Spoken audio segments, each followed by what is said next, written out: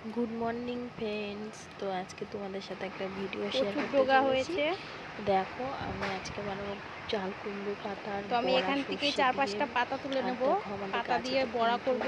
চাল আর কুমড়ো বড়াটা আমি গাছে সেই কিভাবে করি পাতা সর্ষে হয়েছে। দিয়ে সেটাই তোমাদের এখন সাথে শেয়ার আমাদের করব। কিনে খেতে হবে তো না, দেখো আমি প্রচুর কিন্তু হয়েছে। তো 4-5টা সেখান পাতা থেকে তুলে কয়েকটা নিয়েছি, আর পাতা কিভাবে আমি বানাই তুলে সেটাও নিলাম। তোমাদের দেখাবো। হট করে মনে পড়লো ভাত খেতে ইচ্ছে করছিল না, যে না সর্ষে দিয়ে বানাই, এটা দিয়ে ভাত খাওয়া যায় অনেকটা। আর আমি দেখো রসুন নিয়েছি কয়েক কোয়া, লঙ্কা আর সর্ষে নিয়েছি, এটা পেস্ট করে নেওয়ার পরে সেটা দিয়ে আমি বানাবো। আর এই পাতাগুলোর মধ্যে না কাটা কাটা থাকে, তো এই কাটা কাটাগুলো মুড়িয়ে নিতে হবে আগে, তাহলে আর এই কাটা কাটা ভাবটা থাকে না। চাল কুমড়ো, মিষ্টি কুমড়ো সব কিছুতেই কাটা কাটা ভাব থাকে।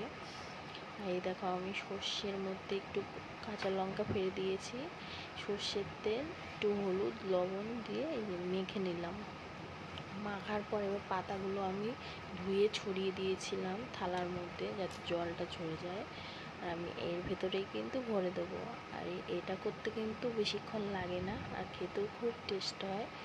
যারা এখনও খাওনি একদিন বানিয়ে খেও, তারপরে দেখো কতটা স্বাদ লাগে খেতে।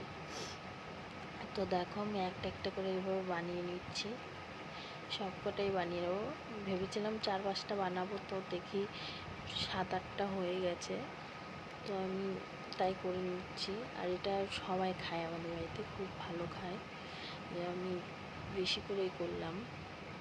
আর এই দেখো আমি কিন্তু বানিয়ে নিয়েছি।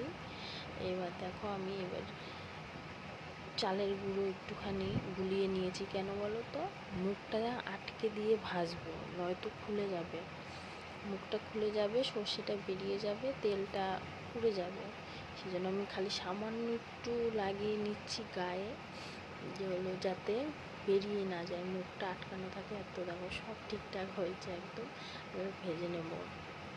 গ্যাসটা কিন্তু আমি কমিয়ে নেবো, কারণ সর্ষেটা আছে সেটা ভাপা হবে পাতা শুদ্ধ, আর পাতাটাও তো গলবে সর্ষের সাথে, বেশ ভাপা ভাপা হবে। এর জন্য আমি আস্তে আস্তে দিয়ে ভাজবো। দেখো আমি এক পাশটা উল্টে দিচ্ছি, একটু সর্ষে বেরোবে না, যার জন্য আমি একটুখানি পেস্ট মাখিয়ে দিয়েছি। আর তোমরা চাইলে বেসন দিয়ে করতে পারো, আমি চালের গুঁড়ো ছিল আমার কাছে, আমি চালের গুঁড়ো দিয়ে বানিয়ে নিয়েছি।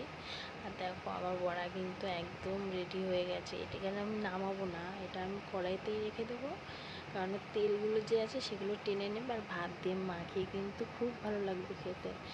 যারা যারা এখনও খাওনি এটা অবশ্যই কিন্তু বানিয়ে খেও, খুবই স্বাদ লাগে, খুবই মানে কী বলবো, মুখরুচি খাওয়ার একটা। তো এটা দিয়ে অনেকটা ভাত খাওয়া যায়, আমার তো খুব ভালো লাগে। আমি আমার চা তো খুব ভালোবাসি খেতে। তো সবাই ভালো থেকো, সুস্থ থেকো, আবার দেখা হচ্ছে পরের ভিডিওতে। বাই।